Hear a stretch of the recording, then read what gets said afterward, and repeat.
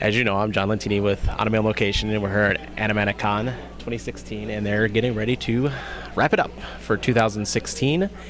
We got 15 minutes to go until closing ceremonies, and I'm going to ask Cameron a few questions because he is our 20th interview of the weekend since we did get 19 guests, so that was great. Let's start out with the most important thing for Animatic Con is the charities. Tell us what you think about how this con started off and what did it do to the charities for Autism Rocks and Make It Fit Foundation. The real reason I was really passionate about hearing about that it was for autism is that I have a relative who is autistic, and it was really difficult for her to get help here in Ohio. So when I heard that Brett and his organization wanted to do that, I was really passionate, and that's why I really wanted to make sure this was a successful convention. And I myself, and I've speaked with John many times, is that I suffer from SLD, which is severe learning disorder of the written expression, and I've come a little bit more forward about speaking about that because people don't understand it is a disability. It causes some social issues, as you've experienced personally and some other people have experienced. But John and other people have been very nice to me about letting me express myself through my writing, through the script writing, and that I have a passion for it, and that I truly believe that you can overcome a lot of things, and that people who are autistic can really truly overcome something, especially when they have a good support system around them.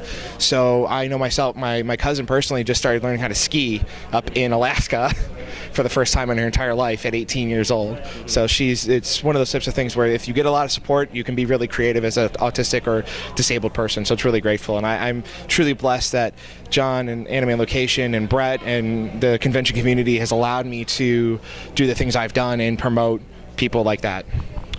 And because of these charity events, the guests were very excited to come to this convention. We had two voice actresses, both Caitlin Barr and Caitlin French, and several cosplayers, very talented cosplayers that were very excited about the charities and had some con involvement.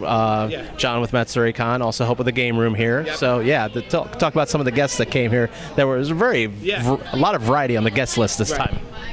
Well, we learned today, one of our cosplay guests, he himself suffers from anxiety disorder and stress and things, and he's using cosplay as a way to overcome that. I happen to be privileged enough to attend the Autism Roundtable panel that was presented here at Animatic Con. It was a lot of fun. It was great to discuss the disability and understand how people deal with it, and one way is to actually cosplay. That's one way of dealing with autism and its social issues. Then you look at a lot of other things like that, and the fact that Caitlin Barr is also was involved, and then Caitlin French is actually a preschool teacher, which is really cool because she has to then deal with some of those children that might have those problems. So it's really fun. You know, we've talked to the Ultra Girls. They've been a great group of people to talk to, along with the Yamio and all the other great cosplay groups that we've had here this weekend, and they've all been wonderful people. And we found out that our own affiliates are part of the Hero Alliance in UK and Ohio. We found out one of our affiliates is part of that, and they're also here in Ohio. So it's really been a fun thing to learn that, and that they're as passionate about helping children as we are. So it was a lot of fun talking to those guests about that. Okay. And finally, this con staff has a lot of experience up at the top, especially with Brent and Michelle. And I was elated to see Mary in charge of the guests because that excited me because I knew the guests would be at the right place. Intended to be the right place at the right time. So a lot of people were saying this felt like a second or third year con. How do you feel? This will be my last question. How do we feel this con's going to move going forward after year one? Year one had its bumps and bruises, and they're learning from that. And going forward, I see them learning greatly on how to improve their bumps and bruises and make it even a better convention. Getting a lot more core staff and a lot more experienced people to come in, potentially help.